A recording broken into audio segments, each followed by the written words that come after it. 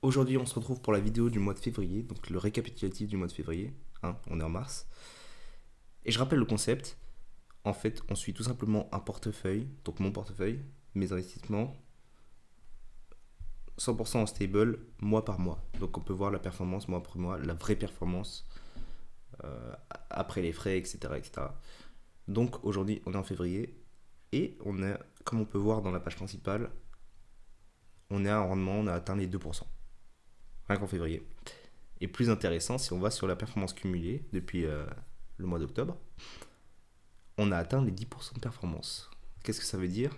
Ça veut dire que si on va dans le journal février, on est passé, on a passé la barre des 11 000. On a commencé à 10 000, rappelez-vous. Donc on a gagné nos premiers 1 000 $ en 5 mois, c'est pas mal. Et c'est quand même une belle étape, quoi. Bref, je retourne dans la page principale avant de passer au journal, parce qu'on va devoir expliquer 2-3 trucs encore, vous me direz. En fait, si vous avez suivi ma dernière vidéo, mon dernier bilan, donc c'était le bilan du mois de janvier, vous voyez qu'il y a une différence. C'est plus le même pourcentage de gain. C'est parce qu'il y avait une. J'ai changé la notation. Donc en gros, là on est à 1,4, alors que le mois passé je vous avais présenté une performance de 1,6 ou quelque chose comme ça. Boum. Donc mois de janvier. Hop. Alors j'ai encadré le changement. Et du coup, si vous vous rappelez pas, je vais vous expliquer ce que j'ai fait le mois dernier. En fait, le mois dernier, j'ai tout simplement enregistré les gains de TimeSwap dans les retraits ici. Mais je peux pas faire ça. Pourquoi je pouvais pas faire ça? Parce que, si on va sur TimeSwap, ça sera plus clair. C'était mes gains en Alchemix, en token Alchemix là. J'avais des rewards en token Alchemix. Je suis sorti de TimeSwap, donc j'ai récupéré mes fonds. Mais les rewards, je ne pouvais pas encore les claim. Les rewards, j'ai dû attendre et je les ai claim le 1er février. Je les ai claim le 1er février à 10 h du matin, juste avant de faire ma vidéo de mon bilan mensuel. Et qu'est-ce que j'ai fait? J'ai mis ces gains que je venais de claim en février du coup.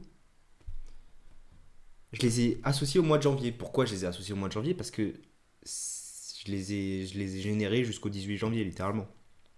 Sauf que je les avais pas claim, vu que je pouvais pas les claim. Donc je ne peux pas les mettre, si je les ai, mais je peux pas Enfin, elles sont pas dans mon wallet, ils sont affichés, mais je les ai pas encore. C'est comme ici, là, j'ai des gains en time, en token time. C'est des gains, mais ils sont pas dans mon wallet encore. Il faut que j'attende. Claim available soon. C'est-à-dire que je dois attendre avant de pouvoir les claim. Je sais pas jusque quand, il n'y a pas de détails, mais bref. Et donc là, je les ai enregistrés du coup en gains non réalisés. Et c'est pour ça que la PR a légèrement descendu, passé de 1,6 à 1,4. Du coup, j'ai rajouté une nouvelle colonne en violet clair, ici, là, pour les gains non réalisés, tout simplement. Et c'est pour ça qu'il y a écrit APR provisoire sur le retrait. D'habitude, les retraits, c'est l'APR du moment du dépôt jusqu'au moment du retrait, et bah, ça retrace tout l'APR sur plusieurs mois, s'il faut. Mais là, c'est provisoire parce que j'ai retiré, mais j'ai pas retiré les récompenses avec, tout simplement. J'ai pas encore les récompenses en fait. Donc je l'ai enregistré là. Donc 24,3 plus. Alors soyez attentifs, parce qu'on va passer à février, mais un truc que j'aimerais que vous voyez avant, c'est que j'ai déposé sur TimeSwap le 19. Donc j'ai déposé le 11, je suis sorti le 18, et j'ai redéposé le 19 sur une autre pool, la pool USDC Pendle. Je vous rappelle. Allez voir ma vidéo du mois dernier, le bilan du mois dernier. Je déposais sur Pendle, et du coup, à la fin du mois, j'ai enregistré un gain non réalisé, mais du coup je l'ai enregistré à la main, du nombre de token pedal que j'avais à la fin du mois, 4500, de token time pardon que j'avais à la fin du mois, 4500, multiplié par leur valeur à la fin du mois, 0,07, 0,7 machin. Donc voilà, là on a donc tous mes gains non réalisés ici. Et là on va passer au journal de février. Alors, ici, le premier truc c'est, comme je vous l'ai expliqué, le claim des rewards du mois précédent. Donc le claim de mes tokens Alchemix, ici, que j'avais enregistré au mois d'avant, mais qui finalement Il vaut mieux les enregistrer quand je les claim en fait. Donc je prends la date du retrait et je prends la date du, du claim. Du coup là on a le retrait avec l'APR définitive cette fois. Hein, parce qu'avant c'était moins 5 enfin je sais plus combien c'était. C'était moins 5%. Maintenant on sait que c'est 19% le vrai APR du retrait. Et je sais ça grâce au claim et au vrai au gain réalisé. Donc j'ai bien réalisé 24,3 dollars. Donc 24% de machin. Donc voilà, c'est aussi simple que ça, et c'est comme ça que je vais noter à chaque fois dès que j'aurai un décalage entre le retrait et le claim. J'enregistrerai comme ça.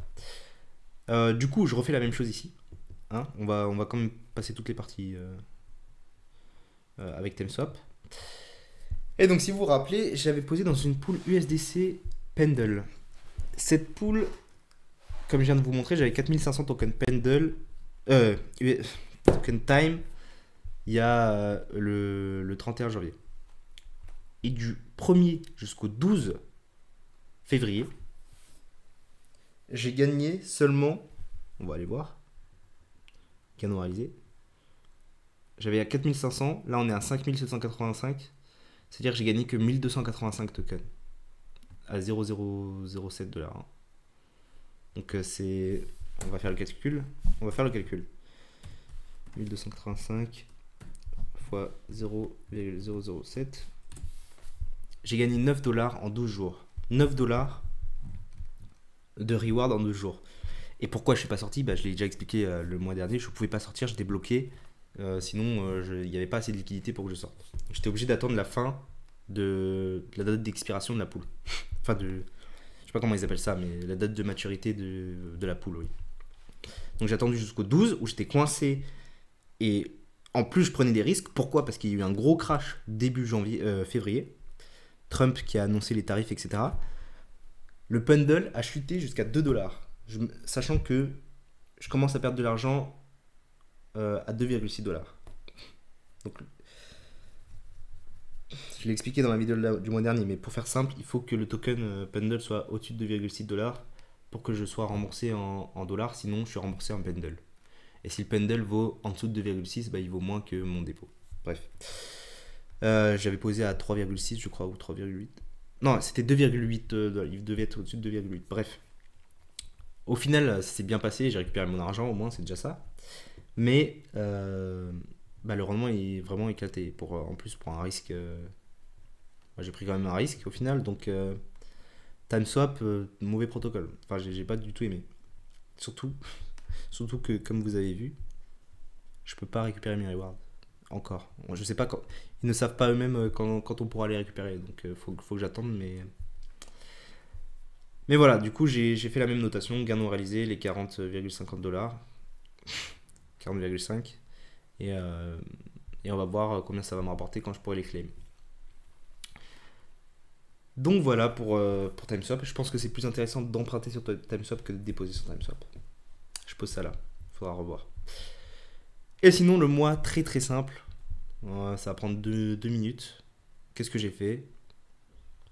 Tout simplement, dépôt sur FlowX, vous connaissez. Hein, c'est tous les mois, c'est la même chose.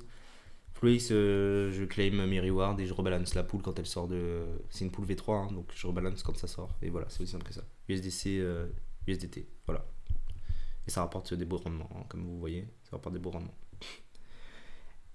Et pour l'autre stratégie, c'est du Bera Chain. Hein, je l'ai montré. Mes 3 dernières vidéos, c'est sur Bera Chain et je montre la stratégie littéralement. Donc vous savez ce que c'est. Et c'est pareil, c'est ultra chill. Donc j'ai moitié sur FlowX, moitié sur Bera Chain, là, sur Infrared, etc. Et Bera Hub. Ça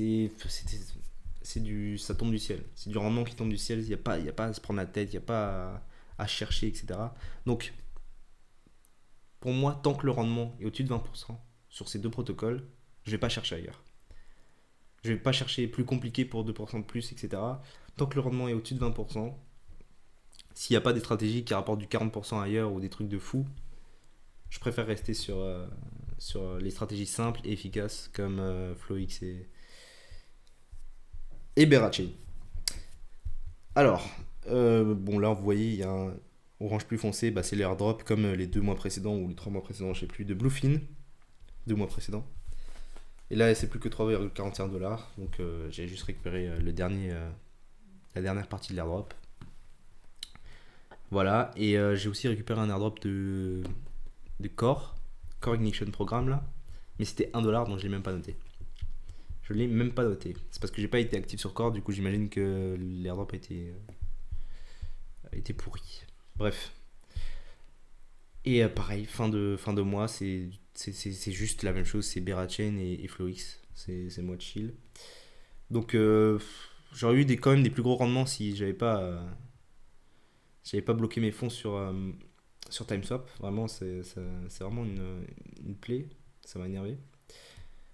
Donc j'ai perdu un peu la moitié du mois de rendement sur la moitié de mes fonds. Mais bon, c'est pas grave. Au moins on apprend comme ça. Et pour le mois prochain, enfin pour le mois prochain, je pense que étant donné les conditions du marché, hein, on voit que tout crash. Les rendements ils commencent à se déprécier là, c'est de moins en moins intéressant partout. Donc j'estime que 2%, je pense que le mois prochain je vais faire autour de 2% aussi, un rendement autour de 2%. Et je vais me tourner vers, bah, comme j'ai dit, je vais rester enfin là où je suis, tant que ça bouge pas, tant qu'il y a du rendement. Mais sinon, j'ai dans le viseur du ZK Sync Ignite, presque à 20%, sur Multiverse X, Atom Protocol. C'est chiant, c'est sur Multiverse X et personne va là-dessus, mais Atom Protocol ça paye du 26%, un truc comme ça sur du stable. C'est quand même pas négligeable. Et, euh, et peut-être aller voir du côté de la blockchain Sonic. Il y a des rendements plutôt intéressants, j'ai vu. J'ai pas essayé, j'apprends un peu, je trouve que c'est un peu une blockchain genre dégène. Mais si y a plus rien, si le rendement devient vraiment pas intéressant sur Berachain ou sur FlowX, alors je bougerai des fonds vers Sonic à mon avis. Donc voilà, voilà. Bah, on se retrouve le mois prochain pour la clôture du fonds. Tous les 3 mois, je fais une clôture, donc c'est soit je restructure, on change les montants ou pas, ou il se passe rien, on ne sait pas, vous verrez. Donc on se retrouve le mois prochain pour le 6e mois du fonds. Ciao.